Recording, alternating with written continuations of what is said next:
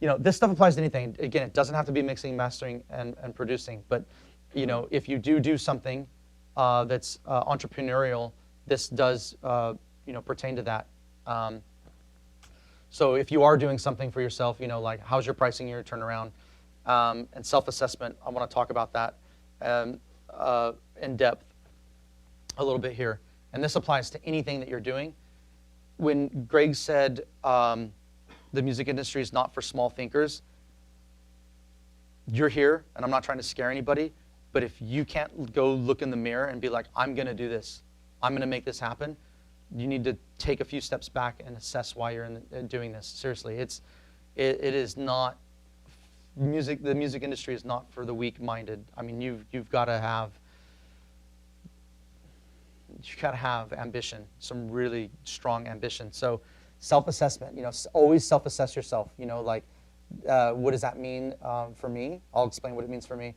It means not being on my phone all the time and taking time out for myself and meditating and going on a walk, making time to go spend time with myself and think about what I'm doing, checking in with myself and making sure that I'm doing everything I can to stay relevant, and that I haven't left anything off the table, and that I'm being open, right? And that's just being a business owner, or anything, any job, right? Like if you're working at any job, you're always gonna self-assess. But I think when you're doing anything in the music industry and you're asking for money and you're relying on someone paying you, why would anyone give you money in the music industry? Think about this. Why is anyone going to give you money? How are you going to pay your bills? And I know some of you are probably like right now, you're like, oh, what am I going to have for lunch, right? Like seriously, how are you going to pay your bills as a musician?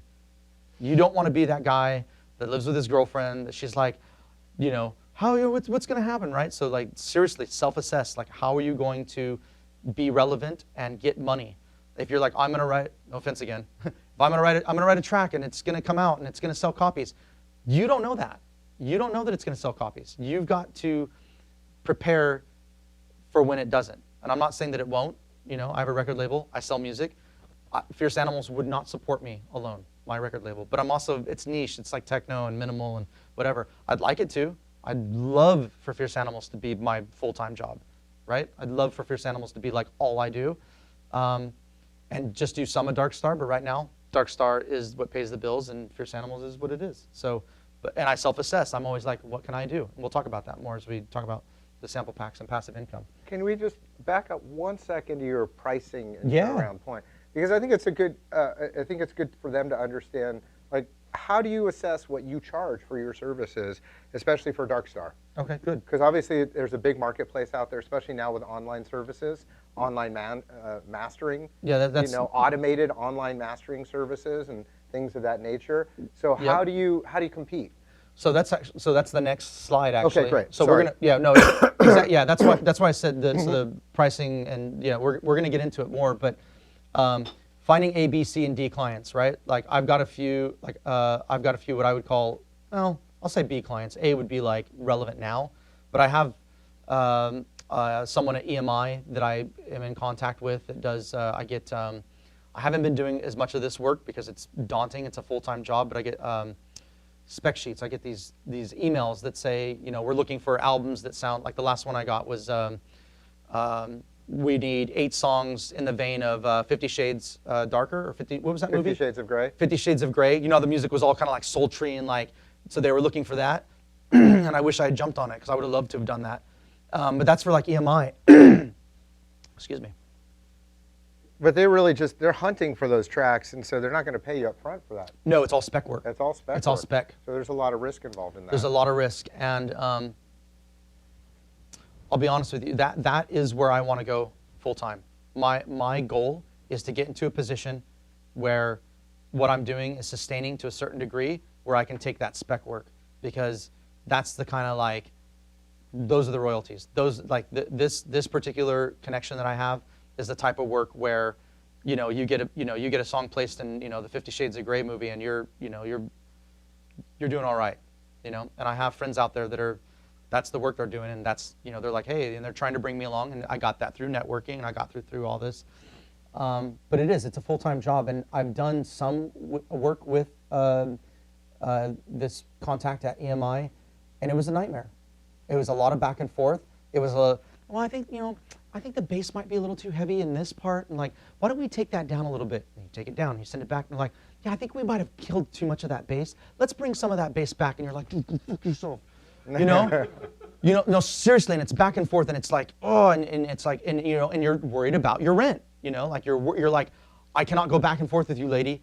And then finally, after like revision 20, and it's like, okay, let me sit with this for a little while, and you're like, sit with it, But I did, I wrote a Tropical House album back when is Tropical House even still relevant?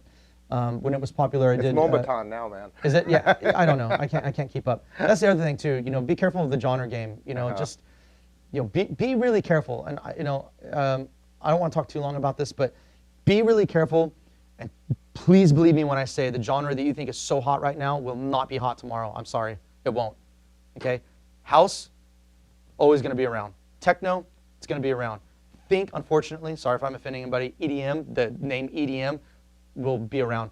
Does anybody think it's ironic that EDM, electronic dance music, is there any dance music that's not electronic? It's just a huge electronic catch-all. music. EDM I'm always like, just what? A big catch-all now. Yeah, it's a big catch-all. And so is house and so is techno. And I think genres are great for developing your name. Genres are like, like I did minimal for a while, and I made tons of connections, and now techno people have a little bit more respect for me when I'm like, okay, I can go do techno. They're like, oh, that minimal, right? So you can do the genre thing, but don't get so like, no, I'm dubstep. I'm dubstep. No, I can never get out of dubstep. You're going to get out of dubstep. Okay. Sorry. Okay. And just to touch on the other point you said, where with the client and the bass and turning it up, turning it down. Yeah. Look, anytime you're working for other people, they're your client. There are client service requirements. And it's very, very important. And I've done this for many years, particularly in the game audio space, where it's extremely important to set client expectations. So we actually build it into our contracts. Yeah. How many revisions will be allowed? Yeah. Because they'll revision you to death. Yeah. Right? Especially in this creative space, everything's so subjective. Oh, that synth line, it really needed some more delay. Well, does it really matter in the end? Because it's a lousy song.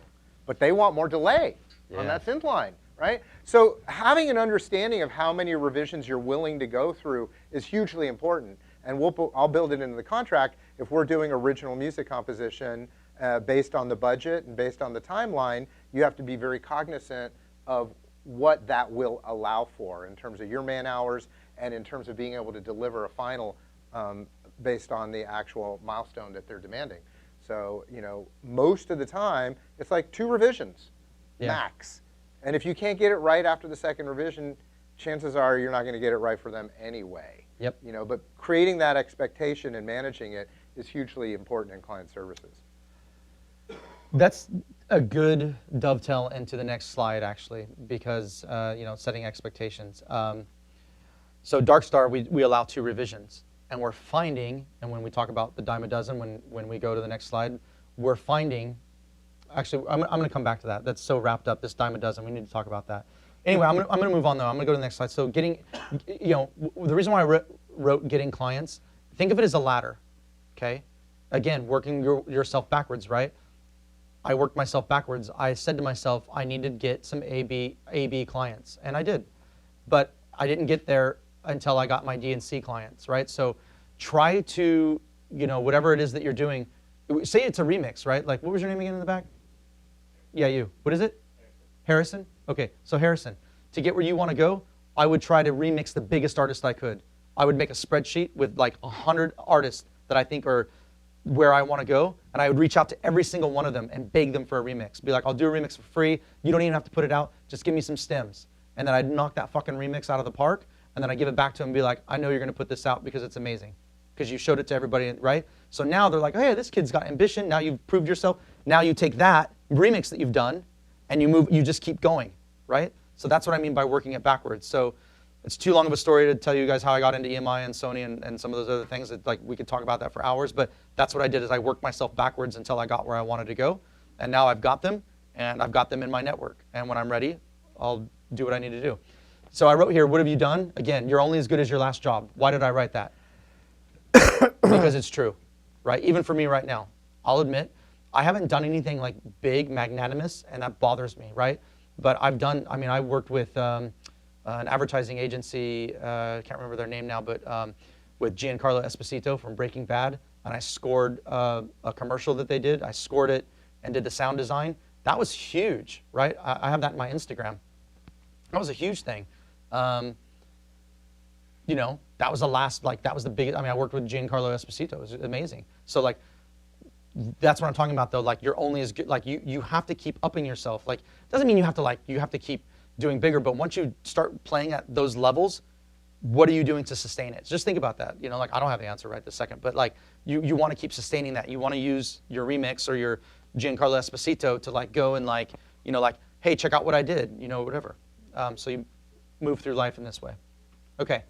So let's talk about revisions and, like Greg said, you know, the online mastering, right? Just saw another one pop up yesterday. I almost puked. Because these online masterings, you know, you can keep tinkering with it until you get what you want. So we've, you know, how do we price ourselves? So, you know, it's all kind of the same thing, but pricing and turnaround. So, and, you know, what are you doing to make yourself different, right? What makes you different? Finding your niche, okay? And this is great. I love this. I love talking about this. Now we're getting into the good stuff. Darkstar offers 2 revisions because exactly what Greg said, you'll get revision to death. If they're cool and they come back for like a 3rd revision, they're like, can we just make this like a little change? Absolutely, 100%. Sometimes even 4 when they're like, dude, sorry, whatever. Sometimes I'll be like, okay, you know, throw me $25 and we'll do another revision. But when it comes to like the spec work, when I'm on revision 20, I can't have a contract with someone who could potentially put my song in a movie or put it somewhere, you know, like somewhere where it's going to pay my salary for a year. Like I'm not gonna put my foot down. Yes, I will do it. I will do revision 20 for you. What else do you need? You know, I'm gonna do that.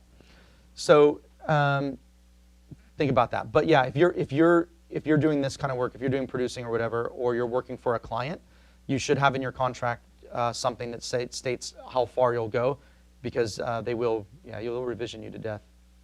They will. Okay, so dime a dozen.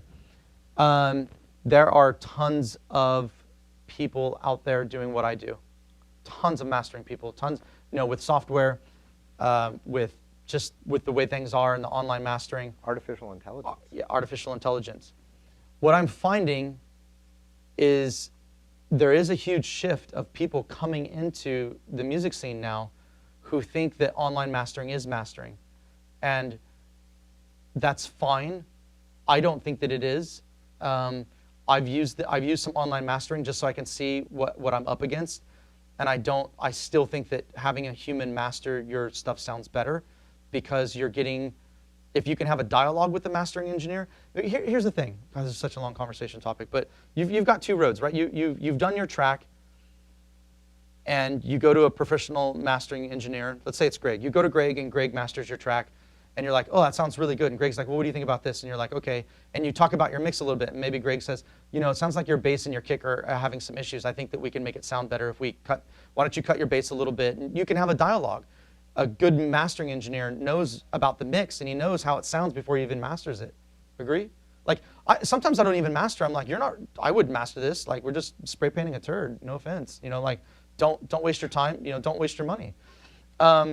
So if they come back with a better mix, so there's a dialogue, right? There's a dialogue. I think that people that know what actual mastering is want that dialogue, okay? You can absolutely teach yourself to master. I should have said 3 roads, but you can teach yourself to master. You can buy Ozone and you can put a bunch of presets, right? You can you can pick a preset and compare it to another track, and you're like, sounds good to me, then it's good. Put it out. You don't need a mastering engineer. You did it, right? Then there's the online mastering, which I think what it does is it gives, it will spotlight. I've uploaded crappy mixes to online mastering, and it will spotlight a crappy mix. You'll be like, oh, whoa, you know, like highs will get, you know, really high and crispy, and lows and mids will get all wonky. But I'm going to let you guys in on a secret, and this is just my opinion. I don't know if other people would agree with me. This is just how I feel about mastering. mastering is the art of you feeling comfortable about putting your music out into the world. That's it, right? So there used to be so much, it was like the dark arts. Like seriously, when I got into mastering, when I started mastering, the reason why I taught myself mastering was because before YouTube, God, I sound old. Before YouTube, before Pyramind, mastering was $250 a track. If you went to someone and you wanted to have them master your track, it was like $250. When I was younger, I didn't have that kind of money, but I knew that my tracks needed mastering. So I taught myself. I got in books. I had friends that were going to another school that, hi. Oh, sure, hold on a second. Oh, yeah, fine. So I was like, come on in, have a seat somewhere. I had friends that were going to another school that were learning mastering, and I asked them if I could come sit with them, so I sat with them. And I taught myself, and I dove deep. And I always worried about diving too deep in mastering. I was like, oh man, this is, I wanted to DJ and I wanted to produce tracks. Like I didn't really want to go this deep, but it led me where I am now, and I'm happy with that. Well, how many of you guys have been to Romanowski's at this point? Not yet? So what we do is we show them what hardware-based mastering is. Yeah, awesome. Because really the big difference that we're talking about here, when you pay a higher price for a mastering session or a mastering engineer, the difference is usually somebody in a very highly tuned environment that is listening on an extremely high-end system and is using very high-end outboard processing gear, right? Yep. So we're talking about a whole hardware-based process system that requires a lot of time, a lot of accuracy, and a large investment in not only the environment, the room listening environment, but in the hardware systems itself. Yep. That is one kind of mastering, right? And those mastering engineers that do that their bread and butter are high-end clients who respect and understand what they're getting out of that kind of a mastering environment. Because that mastering environment is also designed to master high sample rate playback as well as surround sound imprints and high-end distribution.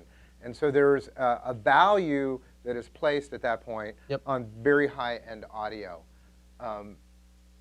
Unfortunately, what we're dealing with in our industry now is everything in the box. Everything in the box. But as a result of everything being in the box, it's also giving you guys the opportunity to become producers and be competitive in this industry, but that requires volume and cranking out a large, constant volume of material. You can't just be like, oh, I just produced a track and then sit back, right? You're constantly working on material. So it requires a much faster process and as such a faster turnaround time for mastering, right? And lower overhead because you're not necessarily going to make as much selling that track. That track can often be a calling card more than it is something that you're going to make your money back from. So hence why there's this whole tiered system of mastering now. Yep. Right? Yeah. Took the words right out of my mouth. Yeah, perfect. Sorry. Thank you. No, that's awesome. No, thank you. No, seriously. Because you're right. What I did was I took advantage of, the reason why I even started a business is I took advantage of exactly what you're talking about, was that I saw early on, I mean, I've had Darkstar for, like 8-9 years now. So I saw that as this producer, being your own producer was exploding, I took advantage of the fact that people were going to need, inexpensive mastering. So I took advantage of that early on. Right. I mean, we were talking about like 8 years ago I started, Darkstar. So I took advantage of that early on, and it brought me here. The mastering brought me here, and it's great. And now there's online mastering. And I was going to say, because at that time, online mastering didn't exist. You couldn't go to Lander or upload a track and then have it spit out a master. But that just shows you how everything's constantly changing. So the online mastering, some people are happy with the results, and I think that if they knew the difference, I think that they might change their mind. But again, that third thing, right? That third thing is exactly what Greg's talking about, where it's just people are cranking stuff out now, right? Like for some reason, we went from quality over quantity to quantity. right? Even I've caught myself. Like I remember, I think it was 2000. I can't remember what. I think it was 2015 or 16. I think I cranked out like 18 tracks, and that's including remixes. And I just killed myself. And I'm like, what am I doing? You know, I'm just like track after track, label after label, and it was great. I mean, I charted, and like it was really good for my career. But now I'm like, okay, I'm not doing more than 8 tracks a year, and even that's a lot. You know, like that's a lot because they're calling cards. Like I love that term, calling card. Your track is your calling card. So I think anybody who's cranking stuff out and using Lander, like, I mean, I don't know where that road goes, to be honest with you. You know, like I don't know where that goes. But so pricing and turnaround, I've recently lowered my price for mastering. One, because, you know, back in the day, I was able to charge, you know, $35 to $50. I did $35 for locals and $50 for anybody, like a stranger. For Anybody a track? Yeah, that's what I was To charging. master a track? Yeah, back in the day, yeah. So I've lowered it. Yeah, I've lowered it to 25 to be competitive. So my track mastering is 25. And I mean, like, you know, back and forth. I mean, that's just, I mean, you know, mastering is like 10, 15 minutes. You know, you like listen to the track, you know, find the part that's, you know, the meat and potatoes, and that you work your way backwards from there. You check for certain things, and, you know, if they want mastering for Spotify or iTunes or whatever, it's not that big of a deal. But 25 is just, that's where I'm at, competitive, you know, just to stay relative. And any lower than that, and I'm done. Like, I'm not going to do it. You know, like, I'm not going to. That's still hugely low. It is. Yeah. But, yeah, no, well, it is low because I'm competing. But are you using any hardware in that process? Just my A to D converter. Yeah, but mostly in the box. Yeah, it's all in the box. It's all in the box. Yeah, most of it's in the box. I had planned to buy a couple pieces of gear just to have it, and I will soon. But even then, I'm like, why? With online mastering, and like most of my business these days is mixing and producing. The mastering is just like, I don't really push the mastering. That's why I was able to lower it, because mastering is like, it's not the bread and butter. Yeah. It's just something that I do, and I do it well. I do it good. What happened when the online mastering came about? Darkstar's evolved. So like if we go backwards, just like to the beginning, you can see I wrote here artist development, right? So that's where this led to. And that's, remember I talked about staying open? When you're doing whatever you're doing and you stay open and you don't put the blinders on, you'll start to open up. So when online mastering happened, right? While I'm producing, I'm like, how am I going to compete with online mastering? And I look at my clients and I'm like, what do my clients really need? Like, what do they really need? What do people really need that are coming to me? What's going on? What are they really saying to me, right? Like, you ever have a conversation with someone and they're talking, but you know they're saying something else? It's called subtext, right? Happens all the time with your mom. She's like, you know, you're like, I hear what you're really saying. She's like, how's it going in school, right? You hear what she's really saying, you know, like, where's this going? You know, like, right? So when my clients were coming to me, I realized what they were really asking me. Their subtext was, how do I make it? Right? How do I make it? That's what I'm hearing. Like, I'm not hearing, you know, hey, what's wrong with my mix or whatever. What I'm hearing is, how do I make it? So we started, it started off with people coming in the studio and sitting next to me and picking my brain, right? I'm a little bit of an overachiever. I do a lot. You know, I'm always doing a lot. I've always got a lot going on. And people were starting to sit with me, and you know, like they would sit with me, and they're like, so how do you start a label? You know, like, how do I get on Beatport? You know, like, where do I get my logo done? How do I get bookings? You know, there's all the questions. And then it hit me one day. I was like, what I'm really doing is I'm developing these people. They're coming to me with a very low set of skills, or no skills at all. I mean, I ghost produce. I'm not gonna, you know, I won't sugarcoat it. You know, some people come to me and they don't know how to do anything, but they want to get in the music scene.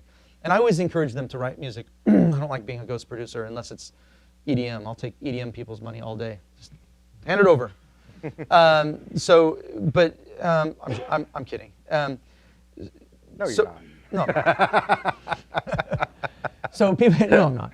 So people come to me and they sit with me, and I realized that what they really needed was to be developed as an artist. So I started this artist development program, and I wrote out, what does it look like for someone who's really entry level, coming in, who just wants to, you know, get out there and start, you know, being seen.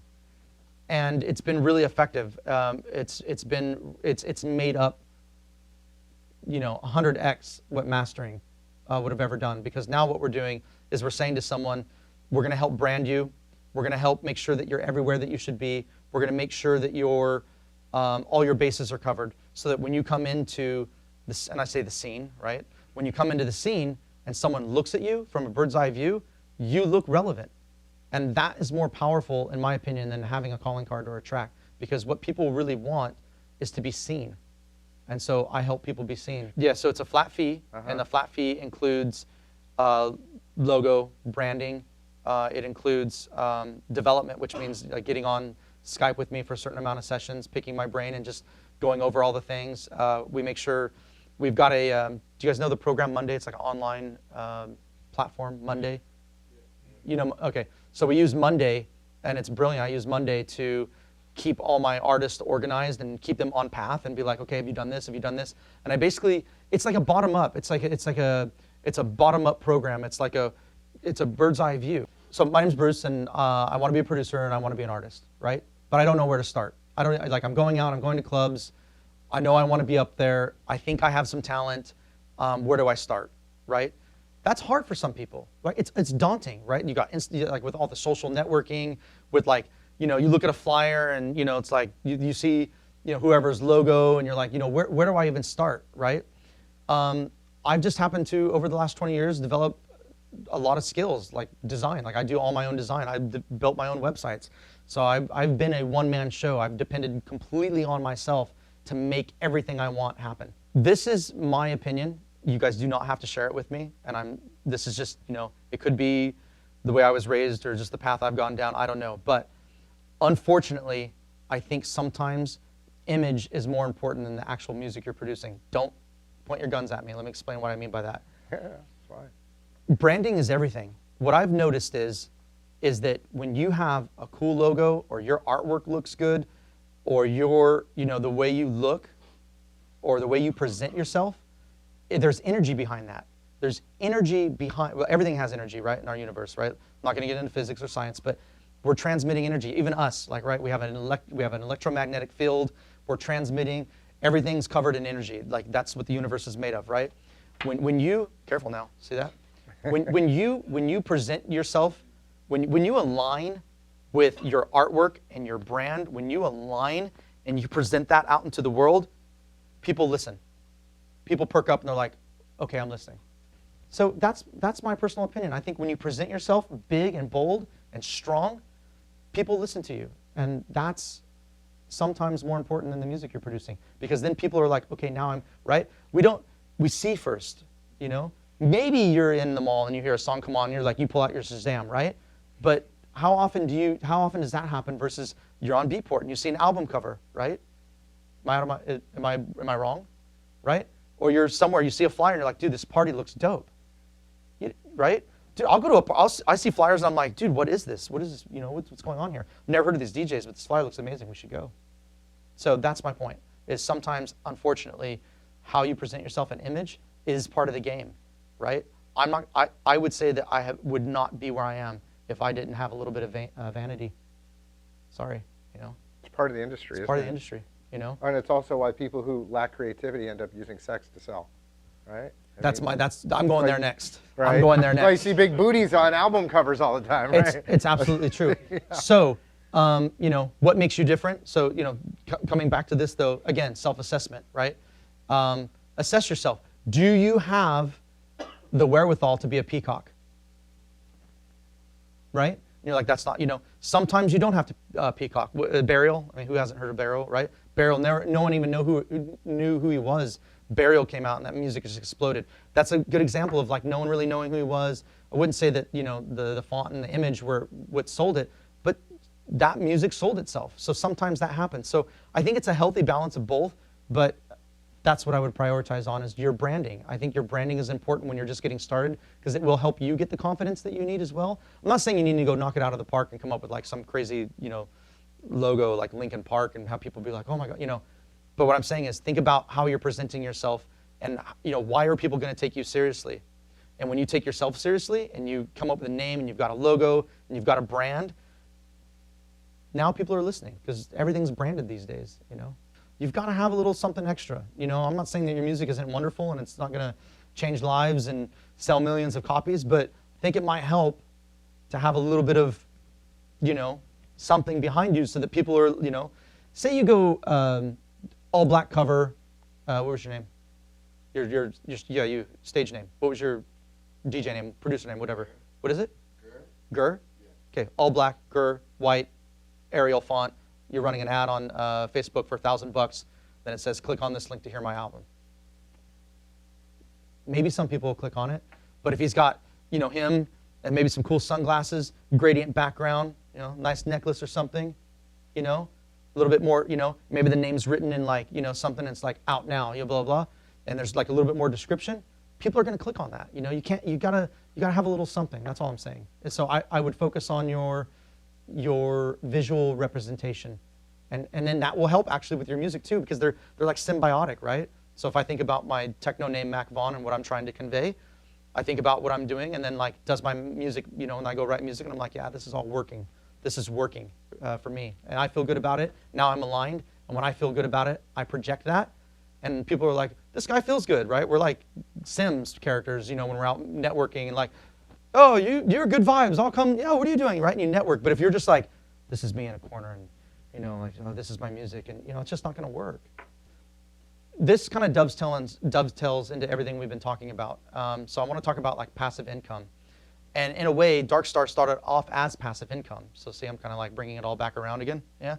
So passive income is what you can do to supplement yourselves while you're waiting for your next big hit. Let's call it what it is, right? Your next big, job. Like I said, I worked with, what was his name? I can't remember now. Breaking Bad, Gus Fring, Giancarlo Esposito. That was a big job, So what do I do while I'm waiting for my next big job, Or I just got done, being on tour, what do I do? How do we go about finding work, right? So I'm gonna spell it out. Let's take a deep breath. Ready? Drink some water.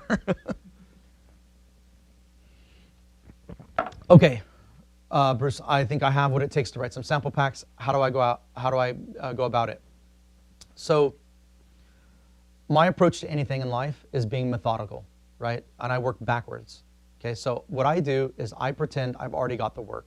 I pretend that the companies that I want to work for have already hired me. And I work my way backwards. So how do I do that? Well, I have to keep myself organized, so I start with a spreadsheet. And I write down all the companies that I want to work for in one column. Then I create another column, and I might call that date contacted. The next column would be, reply back, or did I get anything back? The word's escaping me, right? But basically, follow-up. Follow-up, thank you. Mm-hmm. Was there a follow-up? Okay. Then the next, and the date, right? Then the next column might be, rejection or approve or interest, and then the next column might be, led to work. Okay. This right here is how I live my life, and I don't know what works for everybody else, but if I didn't do this, I wouldn't get the work because I'm methodical about it. I keep a list of everybody I want to work for. You can't fly in the dark. You can't just wake up one morning and go, I'm going to go get work today. It just doesn't, you can, but when you do this, now you're building a database. You're building a spreadsheet. You're doing what it takes to make that network, that cushion. You're building relationships. So I might write down 30 to 50 different sample companies. I'd write them down, okay? Well, I can't just reach out to a sample company now and just say, hey, I want to work for you. No, you need to make a sample pack. You need to make it. Before you even reach out, make the pack, right? You've already sold it. Again, working backwards, okay? So we'll get into that. But this is what it takes to get this kind of work.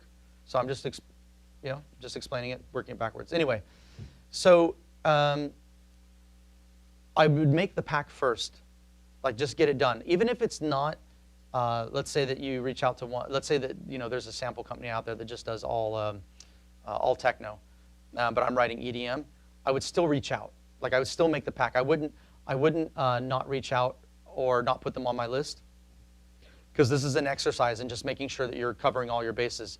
You never know if the person who's running the all techno sample pack label might also be running an EDM sample pack label, which has happened. So don't ever, don't ever get in the like, oh, these people are only this. You never know. Some people are running like 5 to 6 different like sample labels. It's incredible. I mean, there's tons of work out there when it comes to this kind of stuff. Plus, you could start your own sample pack label, and we'll get into that as well. So finding work. So again, it's kind of like the cart before the horse, because what our ego and our egos want to say, well, I'm going to find the work and then I'll do it, right? Like I'm going to go reach out to. I'm just going to use Sample Magic as an example, because when I first started writing sample packs, that was my dream. I wanted to be on Sample Magic and sell a pack on there. But I'm not going to reach out to Sample Magic and be like, hey, can I write a pack for you? Like, dude, are you guys looking for producers? Don't go about it that way. Like, you want to show your work. So do your best work. Like, write a sample pack. Well, how do we write a sample pack? I'll get into that. We'll talk a little bit about that, what it takes to write a pack. So finding work. Let's see, why paying bills. Why don't you actually focus on that right now? Just what it takes to write a sample pack. Let's do it. So yeah, let's see here. Let's talk about that, because I think that's a great way for it, because we're going to run out of time here. Yeah, okay. And I think that's a great way to leave this class off, because it's also part of what I want to bring you back to do more of with us anyway. Help us with that process. So let's do that. So let me run through some of these. We've kind of covered all this stuff in one way or another, right? Why we talked about, I'm just going to run through these, make sure that nothing triggers before I go into the heavy part of it. But obviously paying your bills, honing your skills, right? Like if you are writing a pack, like, let's say you're like, I only do hip hop, stretch yourself, go write some house music, do a house pack, right? Like this will help your skills, like writing sample packs and pushing yourself. Like if you're like, well, I love hip hop, but I actually know how to write house, then go do a house sample pack. Like this will help hone your skills. It's good networking, and obviously staying focused on creating something for yourself to support yourself while you're waiting. So I talked about the spreadsheets. We're going to talk about methodical. Obviously be good. Yeah, we're good. Okay, so we'll come to the big picture last. So let's talk about writing a sample pack. What I do when I write a pack or I write a template, and templates are another good way to do to make passive income as well. When I say templates, Ableton and Logic, those seem to be the two. I don't really ever see any cue-based templates. I don't think people really, there might be some out there. But think about writing a track. Like if you're really good, like if you're already here in the school and you're really good at this stage and you think your track is good, you could turn that track into a template, like that someone could buy and download, or you could write for a template. You're like, dude, I'll write a track for a template. And there's companies out there that actually sell templates that you can go and buy and download for other users to use and manipulate and tweak and do whatever, right? You leave your MIDI in there.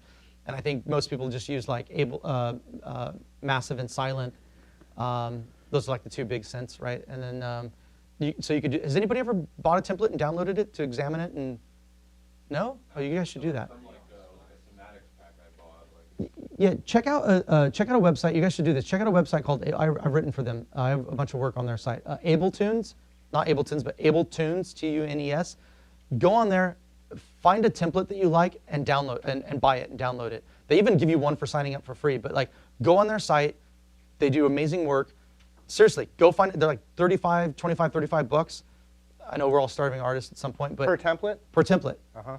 But go buy a template, download it, and look at it. And see if it's something that you could do. Look at it and be like, could I make my own template? You could turn right back around and contact Abletunes and be like, hey, I've got a template for you. Would you be interested? I mean, that's, $300 to $500. And much like the sample pack, they use the song that was produced using the template and or for the song demo that was used, that was produced using, or the samples, right? The sample pack you created for the demo to sell it, right? Yep, exactly. Okay, so that's templates. So sample packs. When you're writing a sample pack, you want to see the pack done in your mind before you've even started, okay? The best way to do that is to grab a pack in the same genre that has done really well in life. When I say in life, that means top 10, like a pack that like everybody's using, like, dude, this pack blew up, okay? I would download that pack and I would duplicate it on my desktop, okay?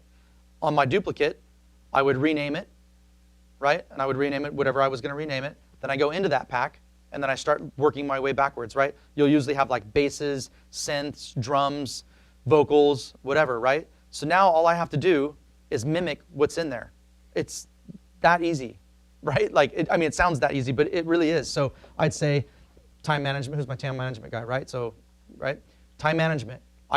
You're not going to redo it in a day, right? I would say I'm going to give myself 2 weeks to do this pack. I'm going to work on the bass for these 2 days. I'm going to work on the synths on these 2 days. For drums, I'm going to work on those for like 3 or 4 days, right? So I would write myself out a schedule of how I'm going to duplicate this pack. So then what I would do is I would bring in all the bass into Ableton, right? Like into the session view, bring all the basses in, and I would listen to them, right? So I'd just play them in Ableton and listen and see what I'm up against, right?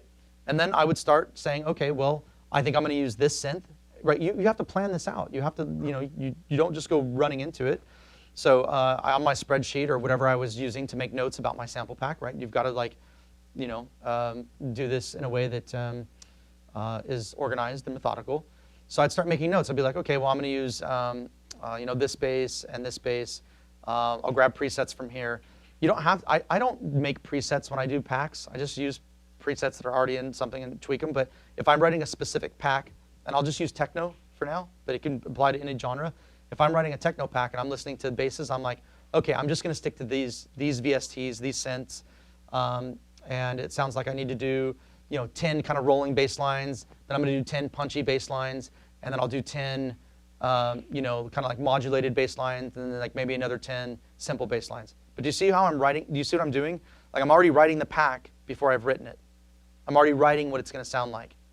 So now when I go down to sit down and write, I'm not stressed out because I have a game plan, I have a goal, I know that it's already written, I just need to fill in the blanks because I've already seen it. But are you writing the sample pack or are you writing a song? Are you writing a track? Sample pack. Right, but don't you ultimately have to write a track out of those samples to demo it? Yeah, that's the end. So yeah. So okay. So at the end, at the end of finishing the pack, right? So let's take our duplicate pack. So the one that we're trying to create, let's say there's 50 bass lines, 50 synths, 50 drums, and those drums are broken out, right? So like a lot of times when you buy a pack, you've got like the kick, and then you've got everything singled out on top of that. And then you've got, vocals and atmosphere, okay? Bass, synth, drums, vocals, atmosphere. Let's just say they all have 50 for the sake of argument, right? So I'm gonna go write 50 bass lines, and I'm gonna make sure they're up to par. Like, yeah, these are just as good, right? I'm gonna write 50 synths, I'm gonna write 50 drums, I'm gonna do 50 atmospheres, and I'm gonna do 50 vocals. So now it's all done, the pack's done. Now I take the best, right? Like, and you'll know, like when you finish writing a pack, you're like, oh man, these 5 bass lines, I don't wanna give them away, these are amazing. That's in your demo. There's your demo sounds. When you make your demo, you're gonna use all the sounds from your pack. So you take all the best bass lines, all the best synths, all the best drums, and you put that into your demo track, bounce that out. Remember your spreadsheet with all the sample companies? SoundCloud link, I have a pack, it's this many gigabytes, here's the layout, here's the demo, do you want it? And so when you produced 50 of each, did you like take the top 10 of each and that became the sample pack? No, all of them became the sample pack. All of them? All of it. So you've got 50 of each of those elements in the sample pack. Yeah. Is that a standard number? Yeah, I mean, about, yeah, So I think 50 so. bass lines, because I look at a lot of different sample They're packs all on native sounds or Yeah. on Splice, and there's nowhere near that many. The packs that do really well are, let's just say they're about a gigabyte. Yeah, I know. Well, Well, it's no, cool. It's cool to hear. I don't have exact numbers. Uh-huh. I'm just saying, I'm estimating. Yeah. Like, could be 25, it could be whatever. I don't have exact numbers. I'm just, for the sake of argument, I'm saying what I'm trying to convey is, if you're struggling with how do I make a pack, the point that I'm trying to convey is copy another pack. Don't copy the sounds, copy the format. If a pack's doing really well and it's like it's a gigabyte, like, I don't know how many are typical. Every pack is different. Every pack I've ever downloaded is different. Some packs have templates inside of them. Some packs are like, and you get, song starter kits. Some packs are like 10 song starter kits where like one folder has an Ableton file with a 16-bar loop. That's the sample pack, is 10 different song starters. So that was my point with being creative, right? Mm-hmm. I have just started adding sample packs to my label, Fierce Animal Recordings.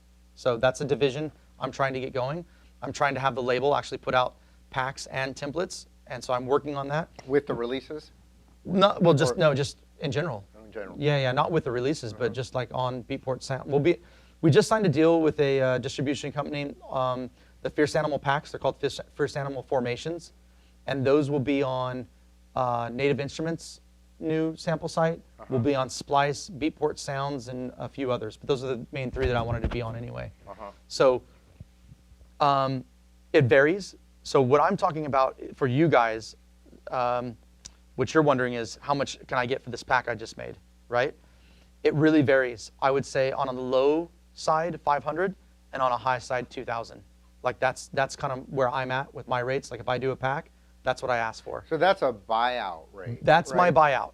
So like, where they're basically just buying your sample pack, giving you the cash, and saying thank you very much. Which we get all the money for everything we sell now. Yeah. So if I can get $2,000 for a pack, I'm happy because I know that that's about what packs do these days. A good pack, a decent pack will do like $2,000.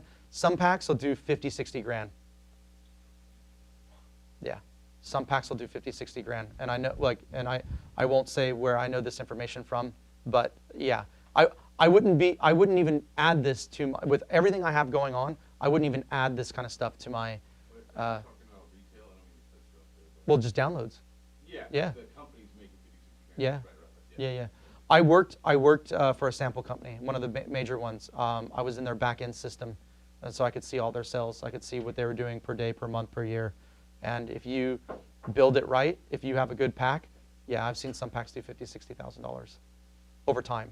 You know. So there's different kinds of deals to be had, though, right? Yeah, definitely. You can do the buyout deal, or you can do a split. Yeah, right? so you can do a split.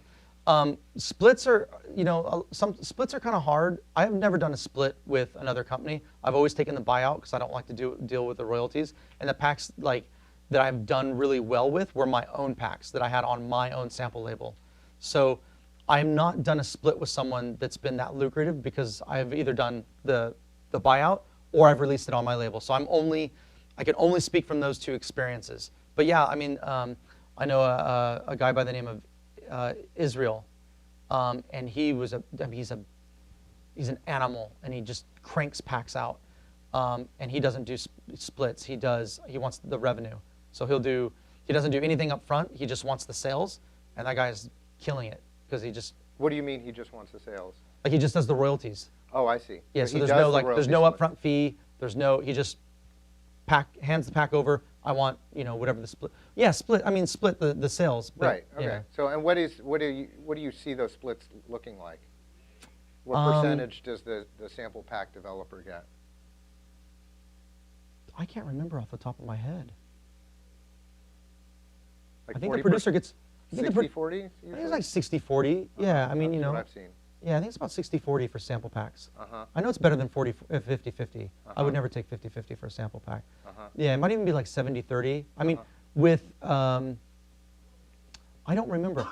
Look, I haven't written a pack for a while. I'm working on a pack right now. Most of the packs I've written are for my own label. So I haven't done any splits for a long time. So I don't know what the current deal is. Let's see, what would I do? If someone came and did a pack with me. See, I just do buyouts. You're buying them. I'm just buying, yeah, all the packs I've released, I've just bought them out. And I'm just, $500 to $1,000. I paid $1,000 for some packs. And most artists are usually generally happy with that. I hate this image because it's cheesy, but I love showing people this. I show all my clients this because you get it, right? And at some point you will be both. You will be both at some point in life. You will be both. But as long as you know that there is something around the corner, keep trying, and this guy on the bottom gave up? Yeah, the guy on the bottom, he was so close. He was so close, right? The guy on the bottom, he was so close, and he gave up. It's a true story, too. Is it? Yeah, I mean, there's a guy who basically bought a fucking mine in the Midwest. Yeah. And, mined this shit for hell long. Yeah. Just, he bought all this equipment. Yeah, I've heard this. Done this, and then It happens all the time. Came in, was just like, bling, and just fucking Yeah. got it all. So. Oh, he bought it? He was like, I'm done, I'm selling it all? Yeah, and the next guy who came in just, went a little bit further. Yeah, this Hit the vein. Yeah, this image has kept me from giving up, sometimes stupidly. There's been so many times in the last 10 years especially where I've almost walked away from what I'm doing. So many times I've been upset. I don't want to come up here and give you this false sense that everything's peachy and everything's great and it's great all the time. There's been months where I'm worried. I'm like, what have I got myself into?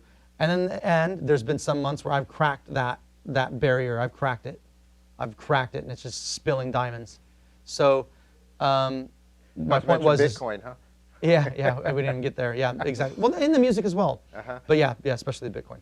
But you know, follow your gut, never give up, and it's a marathon. Play the long game was my point. So, yeah.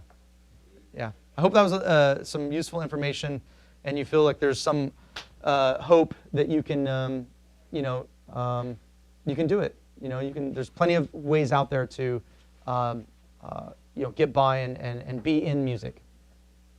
Cool. Thank you, Bruce. Yeah, thanks. Thanks Great for having me you here. Yeah. I think we'll If you're an aspiring music producer looking for that breakthrough moment to evolve your sound, check out our online mentorship network at Pyramind.com.